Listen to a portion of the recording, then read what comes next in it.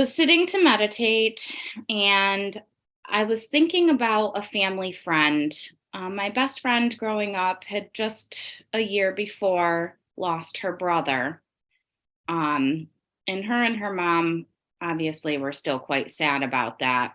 And they were just in my heart and on my mind. And I'm sitting down to meditate, and I go to that place within the quiet space, and suddenly I see Andrew, who is my friend's brother, and he is in the kitchen of their childhood home, and he's handing me a tray of deviled eggs, and he's laughing, and he's telling me to give these to his mother.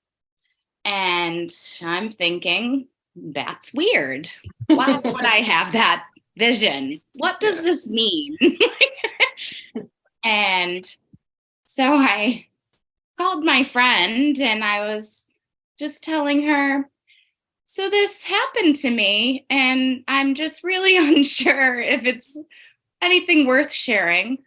But I had been reading this book also called Signs, written by a psychic medium. And she was telling stories about how even if she sees something that just makes absolutely no sense to her, it could seem completely bonkers, it could mean something to somebody else. So I tell her the story, and she says that her mom is not feeling well. She's been in the hospital, and that I should reach out to her, and just let her know the whole story. And, even if it just seems bonkers, hearing from me would make her feel better anyways. So I reached out, and I tell her, and we're laughing hysterically because it turns out that his mom doesn't even like deviled eggs. So probably why he was laughing hysterically while showing me to give them to her. And she was having trouble. She was in the hospital having tummy troubles. And so we decided, since she doesn't like deviled eggs, I had said we should make them and eat them together. Why? I don't know. And since she didn't like them, she made an egg and cheese sandwich as a runner up. And she, the next day, called me just like laughing and crying because she was feeling 100% better.